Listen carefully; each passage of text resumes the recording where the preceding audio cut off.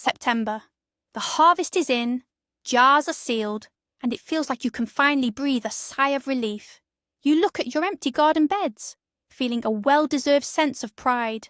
But did you know that right at this moment of quiet satisfaction, most gardeners make one critical mistake, a mistake that quietly, almost invisibly, robs them of almost their entire next year's harvest? Today, we'll put this problem under the microscope, and I'll show you how to transform your September garden from a risk zone into a guarantee of future abundance. Many of us see autumn as the end of the gardening season. Leaves turn yellow, days grow shorter, nature seems to be falling asleep, and we follow suit, postponing all garden tasks until spring. This approach has been passed down through generations. The earth needs its rest, our grandmothers would say, but modern agronomy views this entirely differently. Empty, bare ground for winter isn't rest. It's an open wound, vulnerable to all sorts of diseases and hardships, and this very misconception lies at the heart of our main September mistake. Here's the first and most common pitfall of our biggest mistake. It's succumbing to the sweet illusion that everything is already done. Picture this. You've just pulled the last carrots, carried a bucket of perfect beets from the patch. Your back might ache a little, but your heart is full of peace and well-earned pride. The cellar is packed, shelves groaning under the weight of jars. Mission accomplished for the year.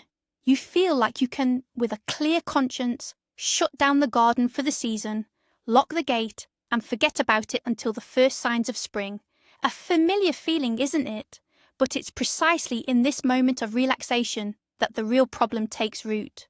We look at the emptied, neatly tidied soil and think, let it rest. We interpret an empty patch as a sign of tidiness and finished work. But to nature, bare, uncovered soil isn't a period of rest. It's immense stress. It's like leaving your house with the windows and doors wide open all winter long. We walk away, but a whole different kind of life begins on our land, hidden from view. And believe me, you won't like what you find. The moment that garden gate clicks shut behind you, a fierce battle for survival kicks off on your vulnerable garden beds. First to attack is an invisible yet incredibly cunning enemy: erosion. It all starts with the wind. Cold, blustery autumn winds sweep unchecked across your plot. They effortlessly lift the tiniest, lightest, and, most importantly, the most fertile soil particles. This isn't just dust. This is the invaluable humus you've spent years building up by adding compost and fertilizers. The wind simply blows it away, carrying your precious fertility to your neighbours or into the nearest ditch. Then the autumn rains kick in. These aren't gentle summer showers anymore. Heavy cold drops pound the bare ground, breaking down its structure. The soil can't absorb water like it once did. It starts to run off, forming small rivulets that wash away everything in their path. All that rich topsoil simply washes out of your garden beds. Imagine someone carefully scraping all the frosting off a cake, leaving you with nothing but a dry sponge. That's precisely what erosion does to your land. But the visible soil erosion is just the tip of the iceberg. The real danger lies beneath the surface. As water carries away soil particles, it also leaches out the most precious nutrients, the very nitrogen, phosphorus, and potassium that are absolutely vital for your future crops. Consider this for a moment. All summer long, you meticulously tended your garden beds, nourishing your plants with compost, ash, or mineral fertilizers. You painstakingly built up a nutrient-rich bank in the soil, preparing it for the next season. Now, however, the autumn rains are simply washing all these precious resources deep into the soil, far beyond the reach of most plant roots. It's much like brewing a cup of tea. The first steepings yield the most flavourful and beneficial brew, but subsequent washes leave you with nothing but weak, pale water.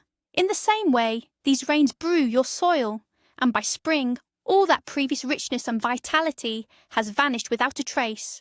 Your entire summer's hard work and investment literally dissolve away in the autumn puddles, leaving your land starved and utterly depleted.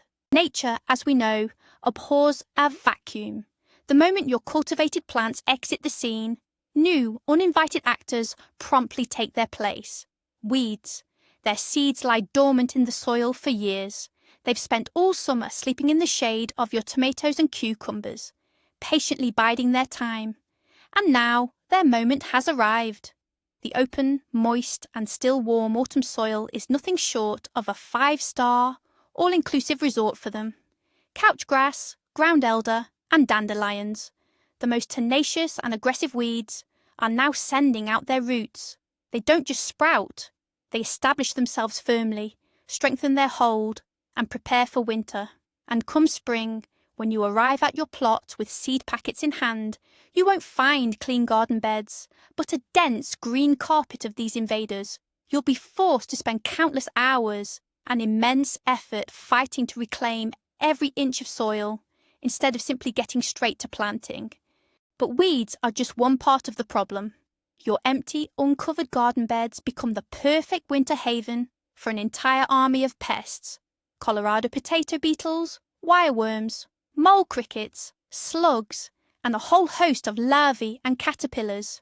They're all looking for a cosy spot to spend the winter. And you, my friend, are practically rolling out the red carpet for them. They comfortably burrow into the loose topsoil, safe from both harsh frosts and hungry birds.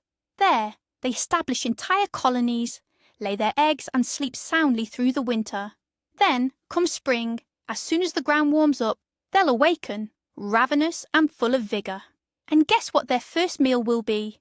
Your tender, young seedlings.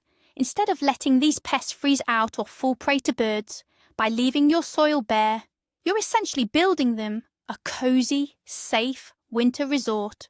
You are, quite literally, creating the perfect staging ground for a spring assault on your future harvest. The exact same story unfolds when it comes to plant diseases. Fungal spores, bacteria, and the pathogens responsible for blight, powdery mildew, and various rots. They all persist on plant debris. Even if you diligently clear away large plant matter, microscopic particles of infected leaves and stems inevitably remain on the surface. Autumn rains and winds then effortlessly spread these disease-causing agents throughout your entire garden. And bare, unprotected soil, it offers an ideal environment for them to overwinter and multiply. These spores remain perfectly preserved in the topsoil, patiently awaiting favourable conditions. Come spring, with the arrival of warmth and moisture, they spring to life, launching a vigorous assault on your young, still tender plants. By leaving your soil exposed, you're essentially creating a perfect incubator for diseases. You're effectively preserving these infections until spring, practically guaranteeing they'll wreak havoc on your next growing season. Instead of fostering healthy soil, you're turning it into a ticking time bomb. And here, many of you might object, saying, "Hold on a second. I do everything correctly. I remove every last bit of plant debris, take it off the plot, and meticulously dig over my beds. My garden is absolutely immaculate." But therein lies another profound misconception. Thoroughly clearing away plant residue is without a doubt an important and necessary step. You certainly remove a significant portion of pests and diseases, but this is critically insufficient. It's merely a cosmetic procedure, a form of basic hygiene. It's like brushing your teeth, but then continuing to eat nothing but sugar. You're addressing the visible symptoms, but not solving the root cause. Bare soil, even if perfectly clean and thoroughly dug over, remains vulnerable to erosion, nutrient leaching, weeds, and those pests that have already managed to burrow into the soil. Your perfect order is, unfortunately, just an illusion of control. In reality, such a sterile bed is an open wound that will suffer throughout the winter. So what's the solution, you might ask? How do we break this vicious cycle of common autumn mistakes? The answer, surprisingly, is both simple and elegant. The first and most crucial rule for September is this: never, under any circumstances, leave your soil bare. Your soil needs to be dressed for winter, and the very best, most beneficial, and arguably most beautiful attire for it: cover crops, also known as green manures. These are plants we sow not for their harvest, but purely for the benefit of the soil itself. The options are endless: mustard, oats, rye, phacelia, vetch. Their root systems aerate the soil better than any spade, transforming its structure to be light, airy, and highly moisture retentive. Their lush green foliage acts like a living blanket, protecting the ground from harsh winds and pounding rains, effectively halting erosion in its tracks. They also smother weeds, giving them no chance to establish. Then, as the first frosts arrive, they die back, turning into a rich organic fertilizer. All the nutrients they accumulated over the autumn are then returned to the soil. It's the simplest and most effective way to simultaneously feed, protect, and rejuvenate your soil. This brings us to one of the most stubborn gardening myths. It goes something like this. By September, it's far too late to plant anything. Nothing will have time to grow.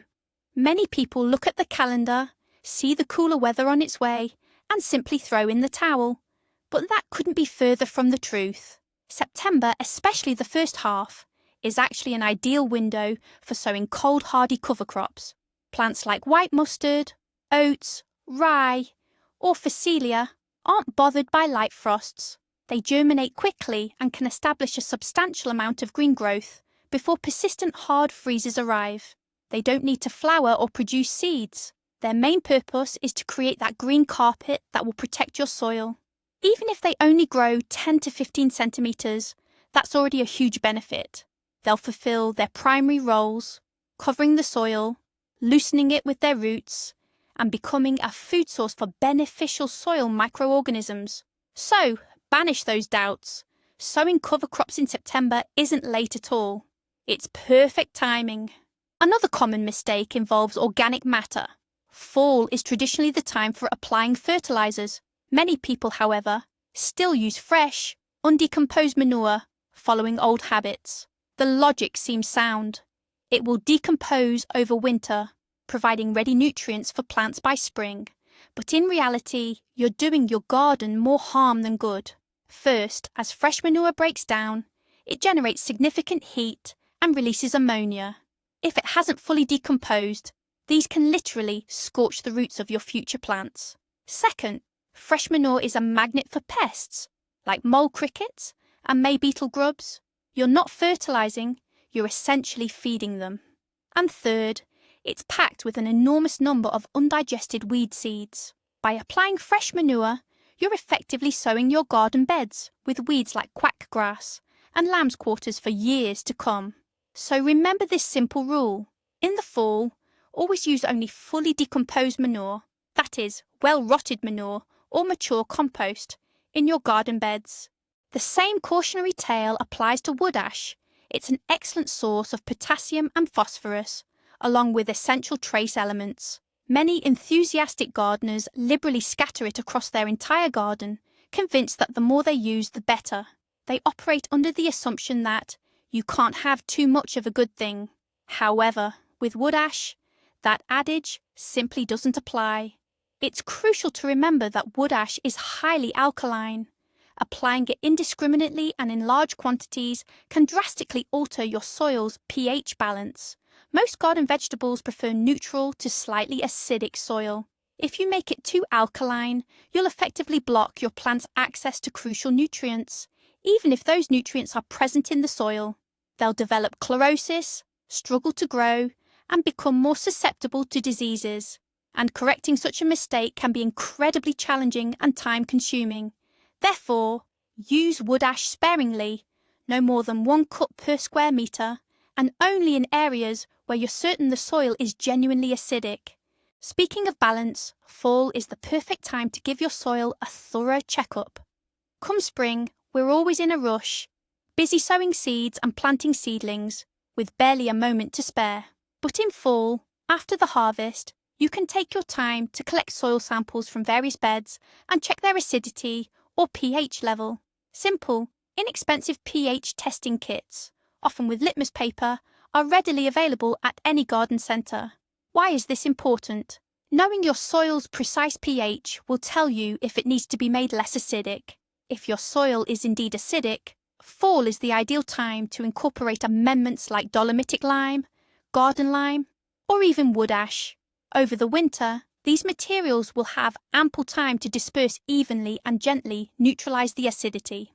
By spring, you'll return to perfectly prepared, balanced soil, ready to welcome any crops you choose to plant.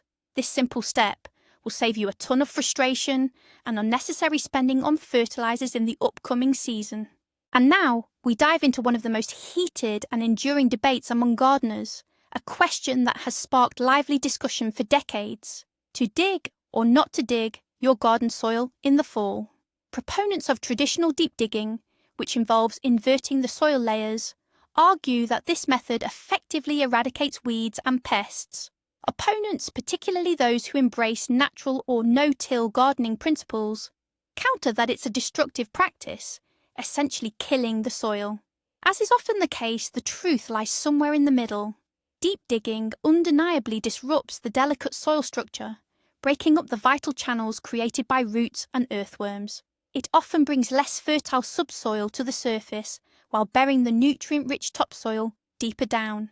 And crucially, it decimates the vast network of beneficial soil microorganisms, our tiny, invaluable helpers. The modern, more sustainable approach advocates for shallow cultivation, using tools like a broad fork, tiller, or hoe to loosen just the top 5 to 7 centimetres, about 2 to 3 inches, of soil.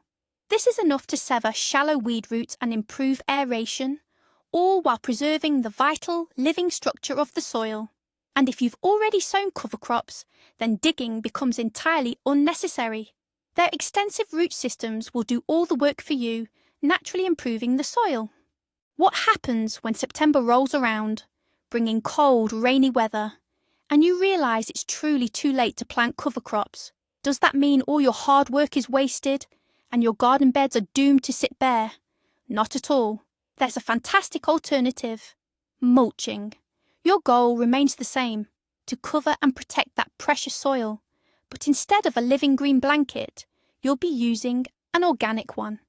Excellent materials for this include straw, hay, fresh grass clippings, fallen leaves from healthy trees, wood chips, or well-rotted compost.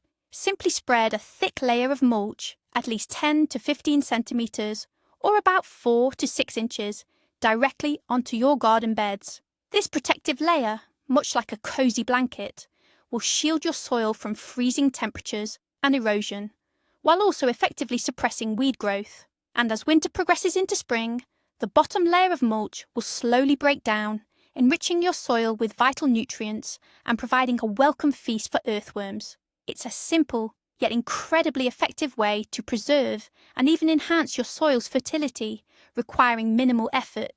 But even in something as seemingly simple as mulching, there's a critical detail, a potential pitfall. The source of your mulch is incredibly important. Never, and I mean never, use diseased plant material to cover your garden beds.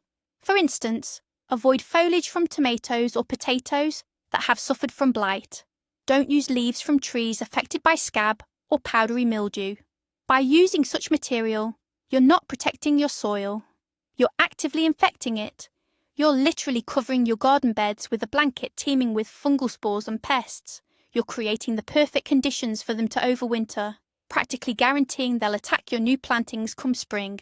That's why you should approach mulch selection with the same meticulous care you give to choosing your seeds. Always use only healthy, clean, organic material. It's far better to leave a bed unmulched entirely than to cover it with a guaranteed source of future problems. Let's talk about your most crucial, often unseen allies. I'm referring to the billions of microorganisms, and of course, the earthworms that thrive in your soil. They are the true architects of living, fertile ground. They break down organic matter, transforming it into essential nutrients that plants can readily absorb. They create that desirable, crumbly soil structure, the one that effectively holds moisture and allows for proper aeration. It's an entire bustling underground factory, tirelessly working to build fertility. Now imagine leaving your soil exposed all winter. You're stripping this army of workers of both shelter and sustenance.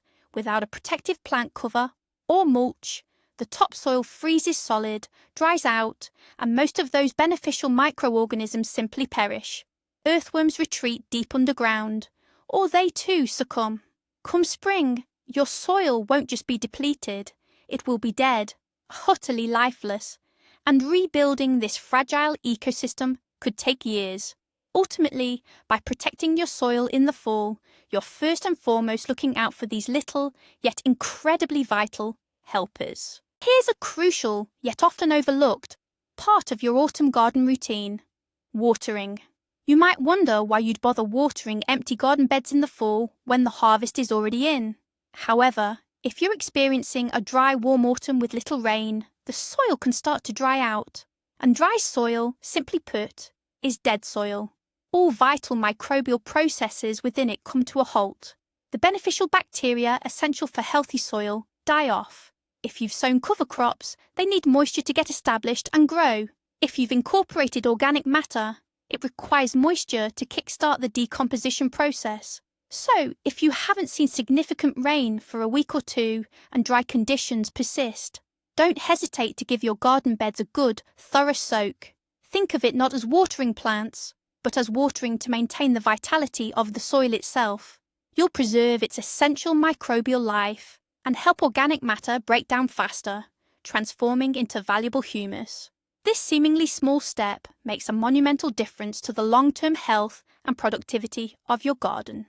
September, with its newly emptied beds, offers you a clear panoramic view of your entire garden, a blank canvas for strategic planning. I'm talking about crop rotation. Many gardeners, year after year, plant the same crops in the very same spots. Tomatoes in the greenhouse, cabbage in that big bed, carrots right here. It's convenient and familiar, yes, but it's also a direct route to depleted soil and an accumulation of specific pests and diseases. Every crop draws a particular set of nutrients from the soil, and in its wake, leaves behind specific pests and disease pathogens. That's why, in autumn, while your memory is still fresh, take a sheet of paper and sketch out your garden layout. Mark down exactly what grew where this year. Then, write on the same plan, map out what you'll be planting and where next season. Remember this simple rule: never plant crops from the same family in the same spot for at least 3 to 4 years. This straightforward plan created in the autumn will save you a multitude of headaches down the road. Remember, your garden isn't just about those annual vegetables. You probably also have perennial plants that need some special attention in the autumn. Think strawberries, currants, gooseberries, and raspberries. Neglecting them over winter means seriously jeopardizing next year's harvest. Autumn is the time for essential pruning. Remove all old, diseased, or broken branches from your berry bushes and trim off any old strawberry leaves. After pruning, it's crucial to feed them with a phosphorus potassium fertilizer. These specific nutrients are vital for promoting strong flower bud development for next year's harvest and significantly improve the plant's winter hardiness. Avoid nitrogen fertilizers in the fall, as they'll only encourage tender new growth that won't survive the winter anyway. Once fertilized, make sure to thoroughly mulch the root zone with compost or well-rotted manure. This kind of care is your direct investment in the health and bountiful harvest of your perennial plants for the coming season. And now, for the most critical point. The crucial mistake we're talking about isn't some specific action. It's inaction. It's the belief that once the harvest is in, your work is done. But in reality, September is when the invisible, yet most crucial, battle for next year's harvest truly begins. By leaving your soil exposed and bare, you're not giving it a chance to rest. Instead, you're abandoning it to the mercy of the elements, weeds, pests, and diseases. And by spring, instead of rested, vibrant, and rejuvenated soil, you're left with depleted, contaminated, and lifeless ground that simply cannot yield a good harvest. All your spring efforts, buying the best seeds, nurturing seedlings, applying fertilizers, will ultimately be wasted, because the very foundation for success was undermined back in the autumn. So, let's recap. The main secret to next year's bountiful harvest isn't established in spring, it's set in September. Your primary objective is to cover and feed your soil. Utilize cover crops, apply plenty of mulch, incorporate mature compost, and plan your future plantings. Think of autumn garden care, not as a tedious chore, but as the single most important investment in your future abundance. thank you for watching this video until the very end. I truly hope you found it helpful. If so, please hit that like button and subscribe to the channel so you don't miss our upcoming episodes. Now, a question for you. What's the biggest mistake you've ever made in your autumn garden care? Or perhaps you have a tried and true secret for preparing your beds for winter? Share your insights in the comments below. Let's exchange our experiences.